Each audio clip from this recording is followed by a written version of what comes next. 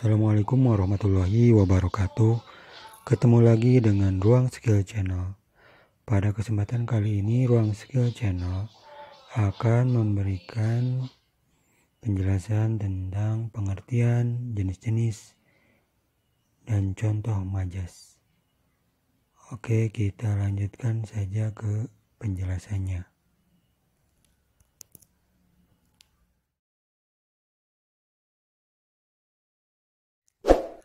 Pengertian majas.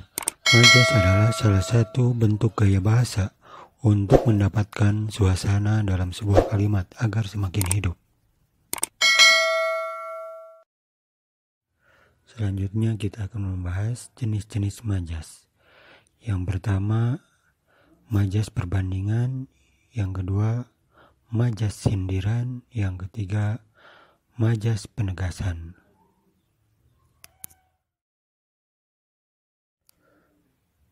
Apa itu majas perbandingan? Majas perbandingan adalah majas yang membandingkan atau menyandingkan antara satu objek dengan objek yang lainnya.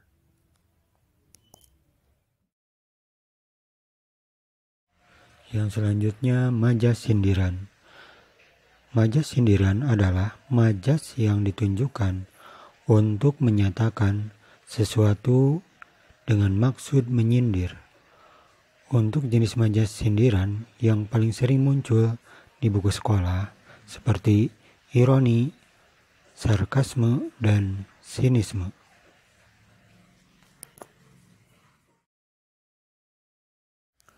Untuk yang terakhir adalah majas penegasan.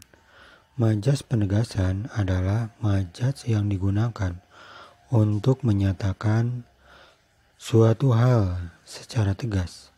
Nah, kalau untuk jenis majas penegasan seperti pleonasme, repetisi, dan aliterasi.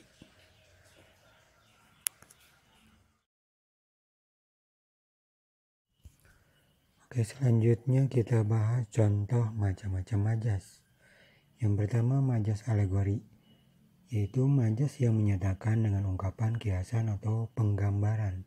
Contohnya, hidup itu seperti roda berputar, kadang di atas, kadang pula di bawah.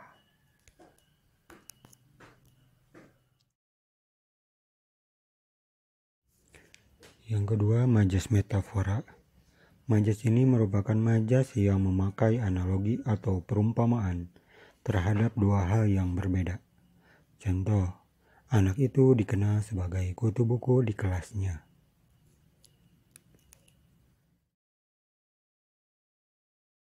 Nomor ketiga, majas metonimia. Majas ini menyatakan suatu hal dengan memakai kata lain yang punya keterkaitan. Misalnya, sebuah merek dagang. Contohnya, jamaah haji Indonesia pergi ke Mekah menggunakan Garuda.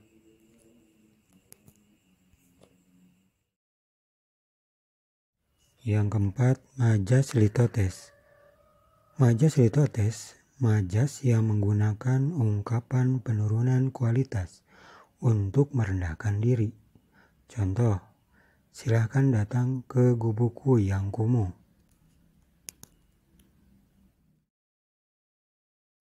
Yang kelima, majas hiperbola.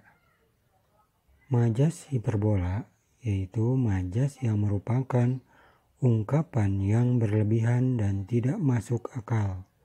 Contoh, dentuman itu menggelegar membelah angkasa.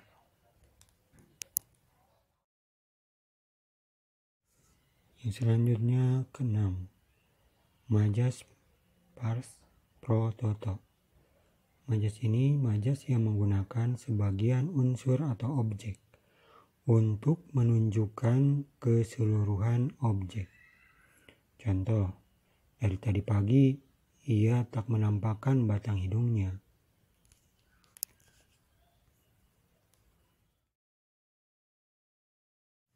Nomor 7, majas totem pro parte. Majas ini majas yang mengungkapkan keseluruhan objek, padahal hanya sebagian objek saja. Contoh, Indonesia mengalahkan Malaysia dalam pertandingan sepak bola tadi malam.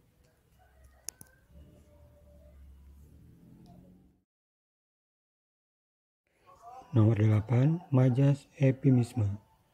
Majas ini majas yang menggunakan ungkapan lebih halus terhadap ungkapan yang dirasa kasar atau merugikan. Contoh, saat ini sedang dibahas penyesuaian tarif tol.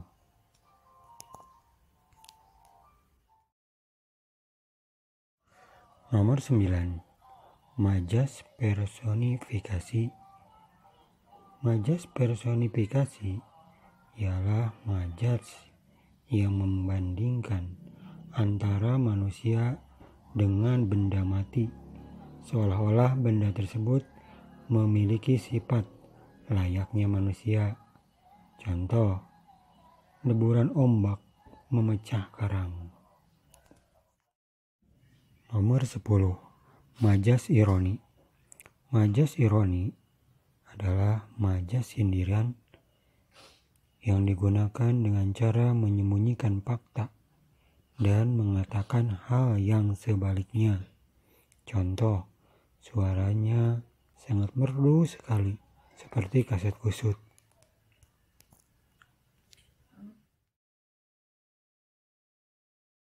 Nomor 11, majas sarkasme. Majas sarkasme, majas ini bisa dikatakan sebagai sindiran yang kasar. Contoh, putih benar wajah kamu, sampai bisa aku sendoki bedaknya.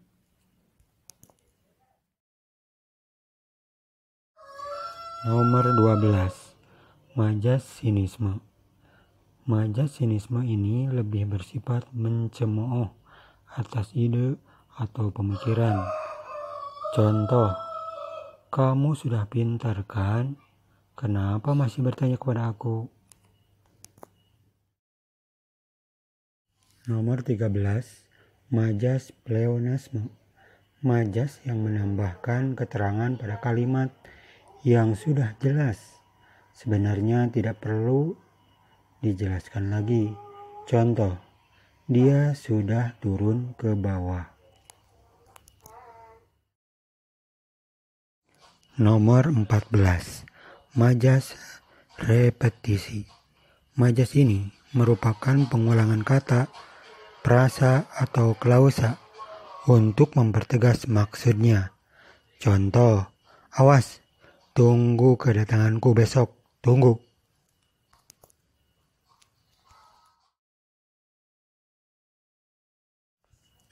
Nomor 15, majas retorika. Majas retorika, majas ini membentuk kalimat tanya, namun tidak memerlukan jawaban. Tujuan kalimat tanya tersebut sebagai penegasan akan suatu hal. Contoh, siapa yang tidak ingin terlahir kaya raya?